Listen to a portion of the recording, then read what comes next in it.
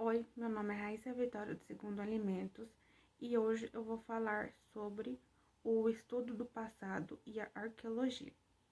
A arqueologia é um ramo especializado do estudo do passado humano, como seu maior interesse é reconstruir as fases iniciais da cultura, está relacionado ao estudo da pré-história, mas também colabora ativamente no conhecimento do passado histórico, complementando com abordagens nos aspectos poucos esclarecidos pelos textos escritos. Estamos acostumados a estudar as sociedades a partir dos textos escritos que alguns de seus integrantes deixaram ou da observação direta. Dessa forma, os historiadores deixaram, sobretudo, os documentos escritos, enquanto os sociólogos e antropólogos privilegiam a observação direta e dos testemunhos orais. Quando queremos conhecer as sociedades indígenas desaparecidas, não dispomos de textos, pois elas não utilizavam a escrita. Por outro lado, as sociedades ameríndias que sobreviveram até hoje são poucas em relação às que existiram outrora e se modificaram desenhando para oferecer uma imagem adequada dos primeiros habitantes do território que hoje chamamos Brasil. Dependemos, portanto, exclusivamente dos vestígios materiais que eles deixaram. Os especialistas que estudavam esses restos de corpos, instrumentos, atividades e moradias, dentro do contexto ambiental da época, são os arqueólogos, e que têm os mesmos objetivos de outros pesquisadores das ciências humanas, mas eles apenas utilizam métodos e técnicas diferentes e depende do estudo dos vestígios materiais.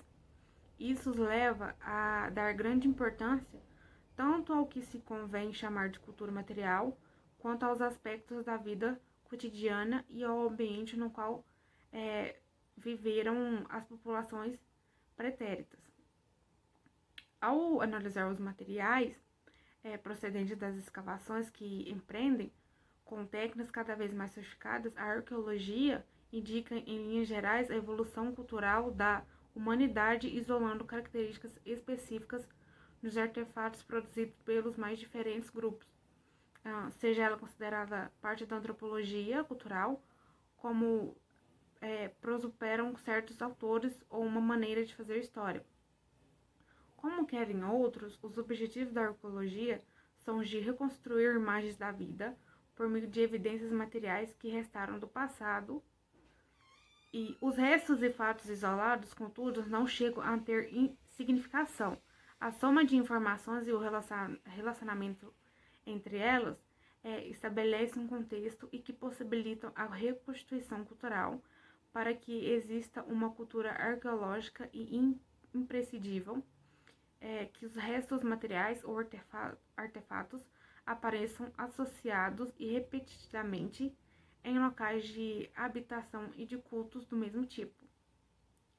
Cada objeto deve representar um aspecto da tradição cultural de um povo, refletindo as tendências de uma determinada época e ter relações com outras evidências do mesmo tipo. Dessa forma, este livro fundamenta-se especialmente em informações obtidas pela arqueologia, embora elas sejam muitas vezes interpretadas em funções de teorias e conhecimentos relacionados à antropologia. A arqueologia se caracteriza por base de seus estudos sobre os restos materiais. De qualquer dedução sobre aspectos não materiais de uma cultura arqueológica tem de ser elaborada a partir de seus vestígios materializados. O traço cultural e imaterial não é passivo de comprovação direta. Com um efeito e qualquer área científica, a arqueologia não expõe fatos objetivos que permitem atingir uma verdade absoluta, mas interpreta os vestígios disponíveis em função dos pressupostos dos arqueólogos. Estes variam de acordo com o nome e as tendências dos pesquisadores. Agora eu vou falar um pouco sobre a breve história da arqueologia no Brasil. No Brasil, os primeiros estudos de vestígios arqueológicos, que se devem a Peter Land, um pioneiro da paleontologia que reencontrou em 1843 os ossos humanos misturados com os de animais desaparecidos nas cavernas de Lagoa Santa, em Minas Gerais. Naquela época, acreditava-se que os grandes animais tivessem desaparecidos com os dilúvios bíblicos.